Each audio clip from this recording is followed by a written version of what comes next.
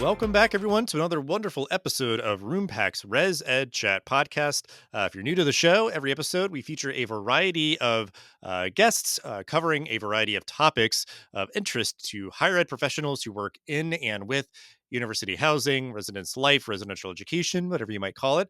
But we are having our conversation today, continuing sort of the broader trend of topics that we've had this year surrounding around assessment, the curricular approach, applying it, and the variety of ways that you can kind of accomplish that. So this one in particular, I think will be really interesting is looking at kind of more quicker applications, more timely insights that you can get to kind of put a little bit of a contrast towards the more kind of longitudinal, kind of broader efforts that I think we maybe more often see. So I'm excited to explore this, and we will get to that topic. But first, as you always do, our guest Chad, if you want to introduce yourself, kind of give a brief overview of your professional background, how you got to be where you are today, and then we'll go get a little bit more in kind of the inception of your kind of pulse check assessment efforts and all that you've learned from that. Great. Thanks, Dustin. I'm happy to be here. My name is Chad Lystad.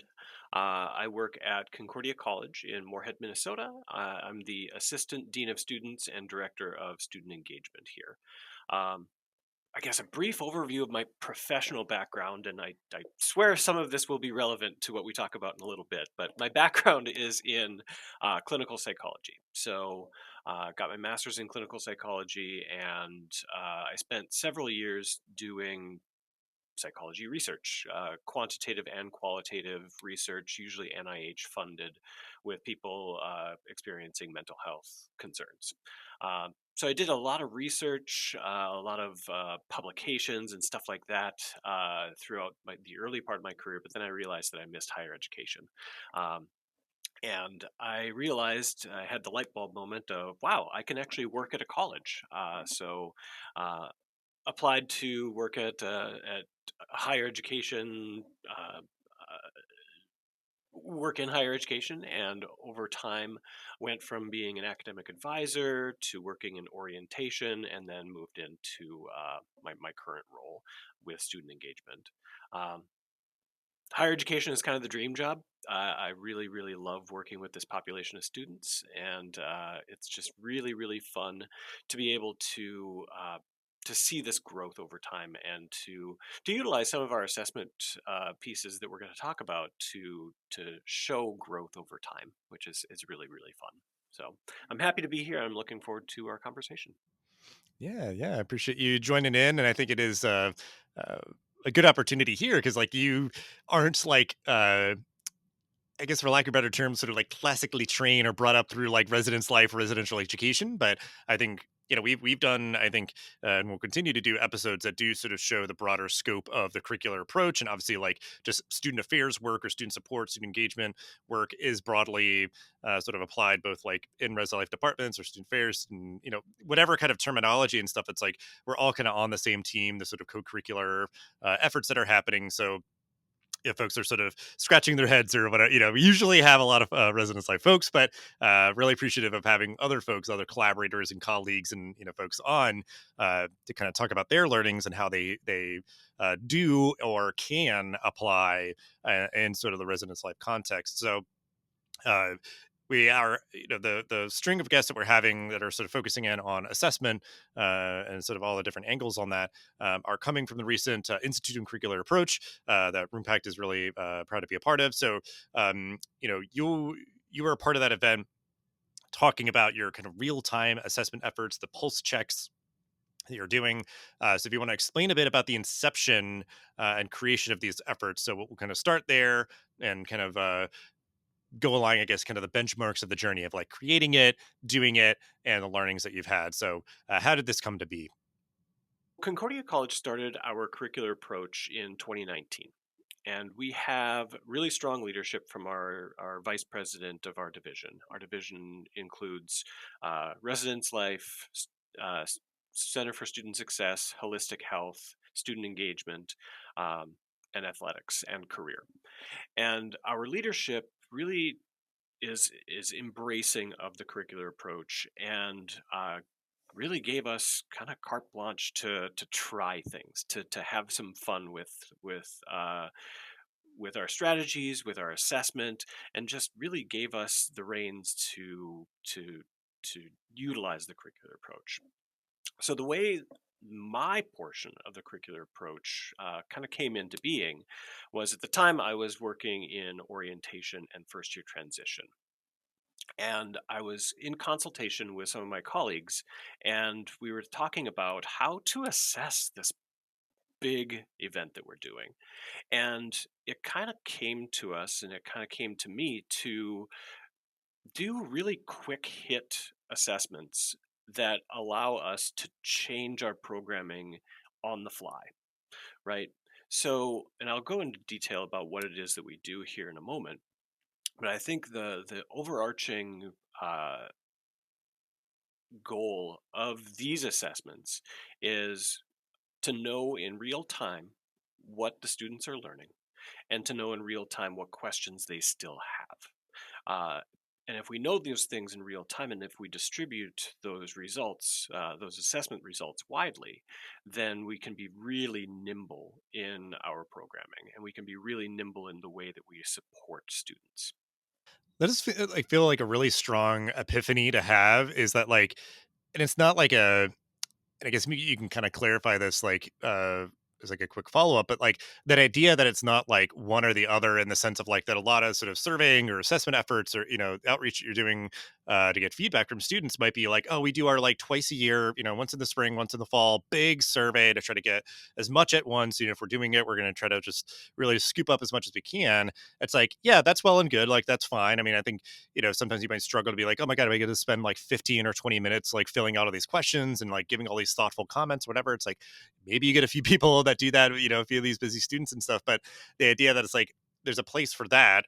And there's also a really productive place for shorter, quicker, timelier things that you're like gathering and taking action on.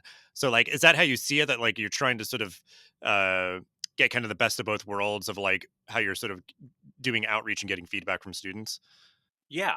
So you said epiphany, and that really was what it was like for me. Because again, I'll go back to why my background in clinical psychology and research is relevant. Um, at the start of this, I was looking at this through the lens of like hard science research, right? Assessment as, you know, we used to do hours of interviewing and feedback surveys and data collection because all of it was for publication purposes, right? And the epiphany for me was one of my colleagues said, this is not a thesis. This is not a doctoral thesis that we're writing. This is really a way to know if what we're doing is hitting the mark. And it's a way of collecting information so that we can tell our story. So it doesn't have to be something that is, worthy of being peer reviewed down the line, right? So that was the epiphany to be able to, yeah, it's important to collect those larger longitudinal survey information pieces for different purposes. But for our purposes, it's just the quick hit. It's the quick hit. What is it that they're learning right now? And how can we use that information as we move forward? When I think even for something like this, it's like that I feel like is so foundational or should be kind of fundamental piece to approach this because like it is that idea of like we're gonna know more precisely what we learned or didn't learn or like want to learn more about like in the moment versus being like, hey, so like over the last like 5 months or something, like what are all the things that you've learned and all the events that you've gone to? You might be like, I don't even remember all the events that I've gone to. Like it's like I might just remember the most recent ones, and you're gonna kind of get like kind of a like artificially or sort of improperly weighted sort of feedback of just sort of like, oh, we sent this out, end of the semester in May, we're going to get a lot of insights from like the big thing we did last, back in April. Yeah, I think this is just this is the first time we're talking about like something like this in particular, but I think just wanting to kind of bold and circle and underline highlight like this really should be incorporated in some way, like because it just like it clicks so easily for me. Like when you're saying, and I think that epiphany where like, people can get stuck in sort of, the rhythms of like, well, yeah, I mean, we just have done the surveys, in this way, and that's, worked out well enough, but like the idea that you're not having to like stop doing that to do this other thing that's just like, well, no, let's just, especially if a good way of tracking who comes out to certain things or who's involved. It's like, okay, well, let's just trigger, quick email, survey, or notification, or text, or something, like some way to just try to like reach out to the students to like, you know, get it before it's gone, or so that there's going to be sort of a, you know, um, kind of an expiration date, or sort of like it's going to just start to kind of fade away as time goes on. So it's like the quicker we can capture that, the better. It's just going to be fresher and more relevant and everything. So um, I think just to kind of segue up from that, because I guess that's sort of like setting up like the benefits of this approach, um, and I think we can kind of break this apart to sort of just not kind of to give each part its due focus here.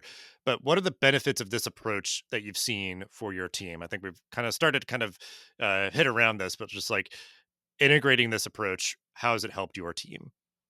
This has helped our team immensely because it has demonstrated to our team that this can be really easy.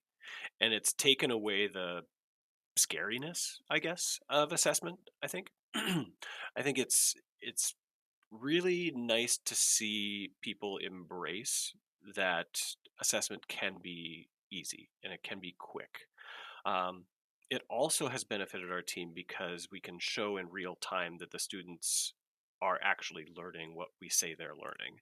Or in some cases, they're not learning what we say that we hope that they're learning. So we stop doing that thing or alter it. So having this form of assessment really allows people to even further buy into the curricular approach.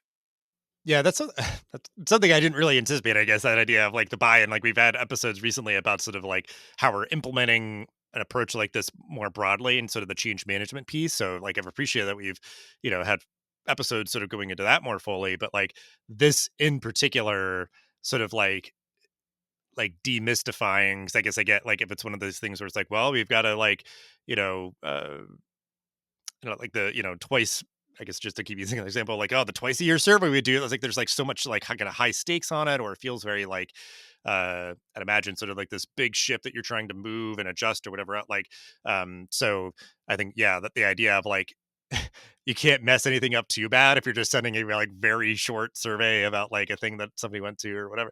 So I think that is a really good thing. So, I mean, yeah, we've kind of detailed the idea of like the insights that you get. You're able to get get information in a very timely fashion, but also take action on it quickly to kind of like pivot and make adjustments, versus it being like, well, we kind of were operating, without it for months. And it's like, oh, I wish I knew people were like, hey, this time of day is not great for events. Like, it'd be like, that's why a lot of people didn't show up. We didn't know that, like, over the course of the whole semester. So the other part of this that I want to kind of to break apart and have separate, was the benefits of this approach for your students. So, because obviously, like, yeah, like you're garnering insights from your students that are helping inform your efforts. So, just to again give this sort of its due diligence and focus here, how is this approach benefiting your students? It benefits our students and it benefits our student leaders. And again, I'll go into detail about what exactly we do here in a moment. But the way it benefits our students, the ones that are experiencing the programming, is they are able to, number one, again, in real time, reflect on what it is that they just did, learned, experienced, whatever it is, whatever programming they just went through. They get to take a beat, think about what it is that they experienced, and reflect out, which I think will help them actually remember the learning that happened. Uh, Also, the second portion of what we do is we ask them what questions they still have, and then we flip that around to the student leaders to say in real time, these are the questions that your students still have, so that we can adjust and change course if 70% of students still have this remaining question. Then we know what to talk about when we get them in the room again, right? So it helps our students because it's more customizable in the way that we do our programming, and in terms of helping the student leaders, they get that feedback in real time to know that what they're doing is making a difference.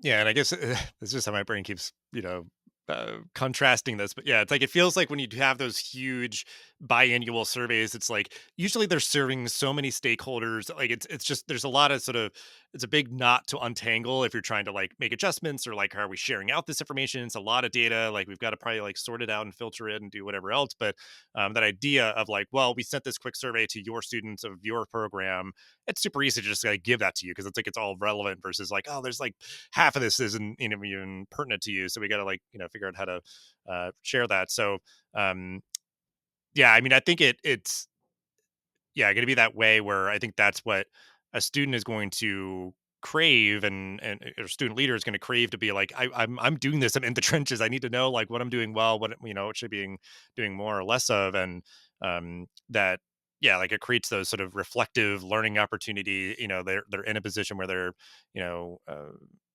I think needing that, even uh, I guess I want to say more so than like others, but I guess just as much as like anybody else. But they're really trying to kind of develop their skills as they're a student and as they're a student leader. But um, so I feel we've covered broadly like what this is, why it's important. So I want to make sure that we give kind of a brief moment to just make sure that we kind of cover like the how, like so like how are you distributing this? How are you kind of gathering the insights and where how are you kind of sharing them like with the student leaders? So like what's the sort of like bare bones sort of like steps one, two, three, I guess, of like how you're sort of getting this out, gathering the feedback, and then distributing the insights. Yeah, and that I think is the beauty of this is because it's really really generalizable. So folks in res life can do this, career can do this. You can do this if you're a faculty member teaching a class. Um, the way we did things was in an orientation scenario. So I'll talk specifically about that. But I think for you and your audience, Dustin, to take a step back and think about how they can whatever programming they're doing, they can use this approach. So in our orientation, what we do is a number of programming beats, right? We're trying to teach them this thing.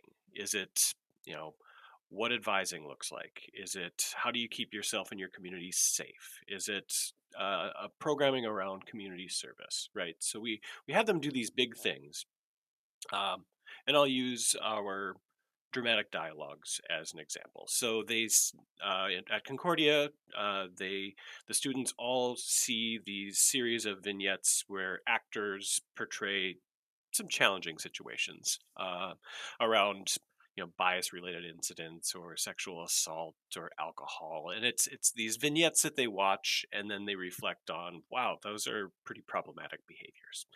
um, and then afterwards they do just a quick debrief.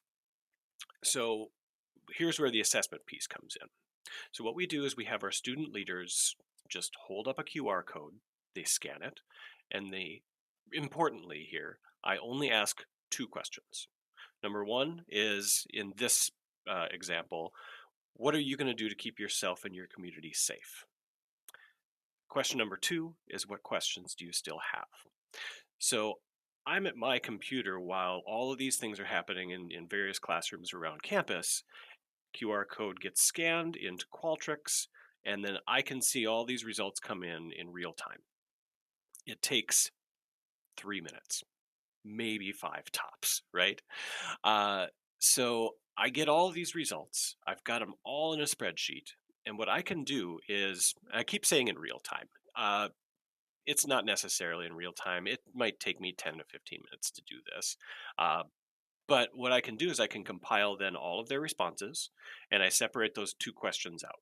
So I separate out the question about learning that happened. In my example, it's keeping yourself and your community safe, but it could also be uh, what roommate agreements have you come to within Res Life? What uh, internship hopes do you have in career, right?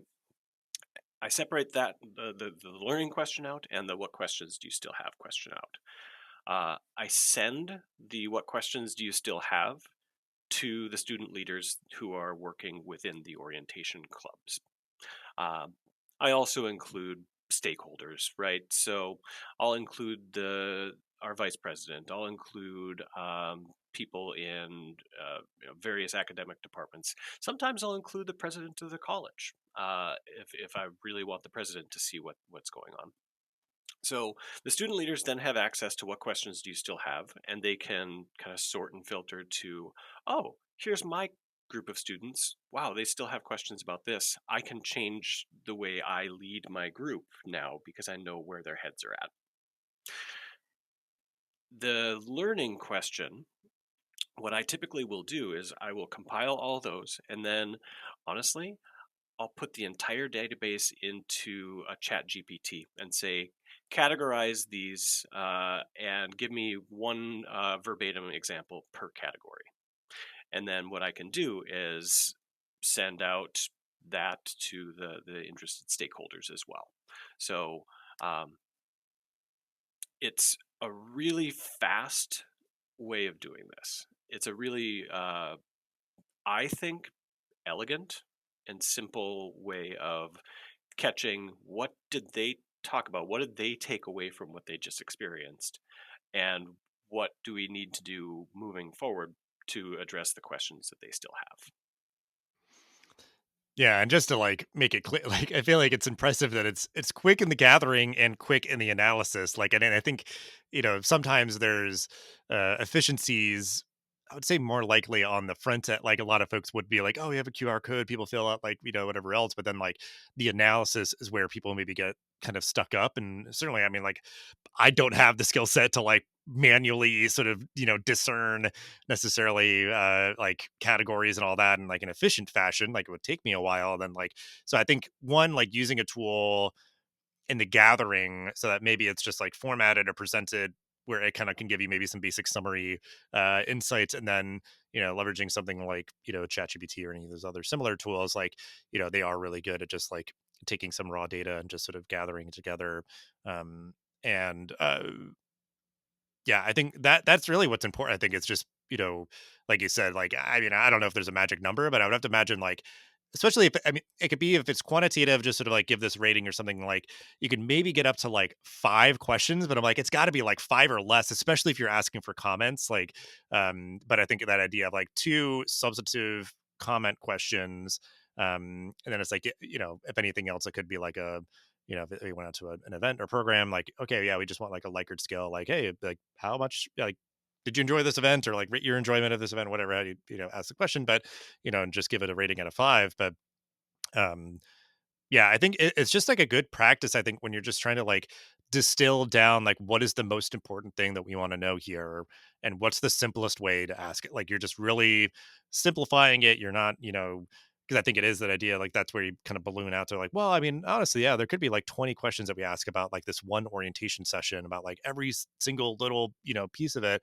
But, just organically getting like, you know, yeah, like, what did you learn and what do you want to know more about? Like, you're not sort of preempting that with the way that you're phrasing the question or whatever else. Like, yeah, and like, I mean, like you gave your personal example of how you were using it, but like yeah, there's no shortage of ways that this could be applied across kind of the student experience, whether it is like yeah, like career services, residence life, student activities, orientation, academic advising, um, and I think this may be kind of where you go later, so I won't steal their thunder too much. But I think just hearing that you are using 2 great tools to help with the facilitation of this, I think is great sort of food for thought as folks are sort of processing this. So I'll leave the door open if you want to sort of further elaborate on our final question of advice and resources and stuff. But as we start to wind down, what do you see on the horizon for this work? So I don't know, like, how necessarily, you're giving kind of the orientation example, like how widespread the utilization of this is currently, if it is going to expand, or um, anything else. But I guess, yeah, like what's on the horizon for this like pulse check assessment work at your institution? At Concordia College, excuse me, let me retake that.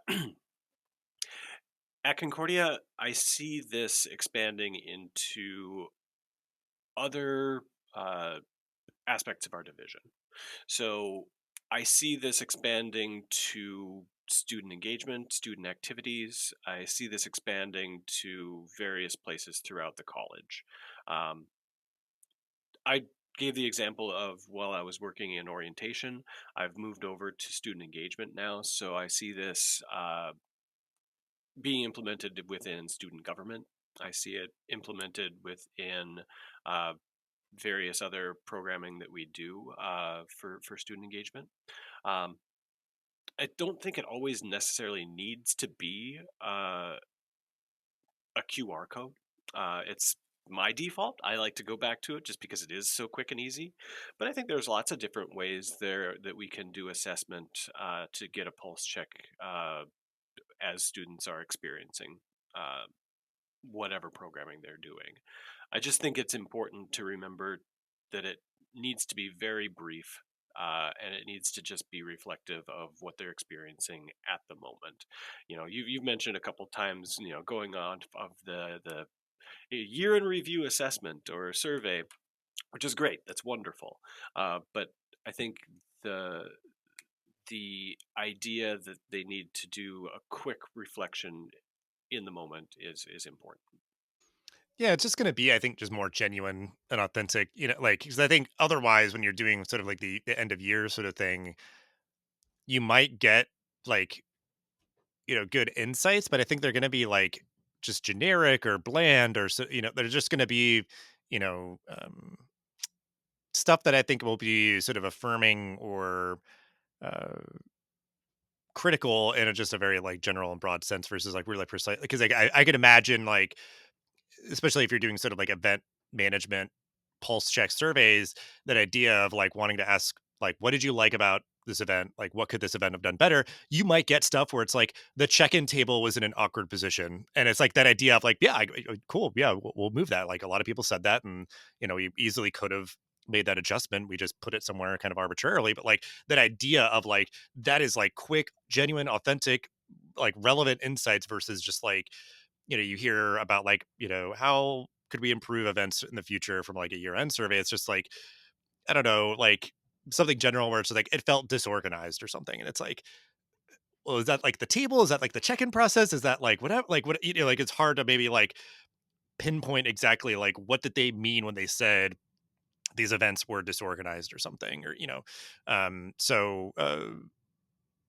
yeah, I think that authenticity and specificity is going to be like what's really really helpful for those kind of things, yeah. And honestly, to further your point too, Dustin, I think for a lot of those things we're talking about there is like satisfaction surveys almost. Like, what did you think about this? What did you like about this? And I think the beauty of doing a quick and real time assessment is you can really get to student learning as opposed to student satisfaction. Which student satisfaction is very important. It's really important to know what students like and what they don't like and how we can improve. But if we really want to get to what did they actually learn from this experience, doing that real time reflection is important. To go back to my example of how do you keep yourself and your community safe, the responses that I got for that, again, remember these just witnessed actors' portrayals of really challenging situations. The responses I got from that were things like always ask for consent, always, or I didn't realize that I have privilege in some of these areas, right? So you're really getting a rich uh, assessment of what is actually going through their minds at the moment after having experienced that. Yeah, and I appreciate that delineation because I think I've experienced sometimes like and it's like as I'm saying this, it feels silly, but it's like you can kind of get where people are coming from. But like there's an assumption of one or the other. Sometimes it's like, oh well, if they were satisfied, they must have learned something. But then it's like you couldn't really even say necessarily what. But if you're like, what did you learn? It's like, oh, I learned all this stuff about us, consent and like, bystander intervention, but then like you might presume that they enjoyed it. It could be like, oh well, it was like really emotional, it was really tough, it was like maybe at the wrong time of day or something. So like you wouldn't want to necessarily assume like, oh, because you learned something and I know what you learned, you had a great time in the session, it was like amazing and everything was perfect and no notes. So like you'd want to either like just level set those expectations or just be super specific, I would imagine, like with what you're asking and what you're trying to get. Yeah, I do appreciate that clarification that like student satisfaction. That's always where my brain goes because we were in previous roles and so we were trying to kind of like get at that in sort of a student coaching sort of like environment where we was trying to figure out like hey, well, like did you like was this call satisfying to you and was it helpful, whatever else and things like that. But I think that is like a very uh, just important conversation to have is like how do we want to leverage this, what goal are we trying to achieve, and that will guide like what questions are we asking, how are we asking them. Um, so I think then that sets up, as we're wrapping up here perfectly, just advice. But if you have advice or any other piece of advice or resources that you'd want to share on this, because I think it is sometimes like you start kind of introducing an idea, and if like somebody starts like going on, it's like, oh, we went way too far in the student satisfaction piece. We like totally neglected the learning piece. So you already gave an amazing piece of advice, but anything else, advice or resources to share on this topic? Yeah, I've got a couple pieces of advice, and it's I'm going to be kind of repeating myself, honestly, but don't overthink it. I think that's the biggest part of it. I mean, certainly put thought into what you're trying to do.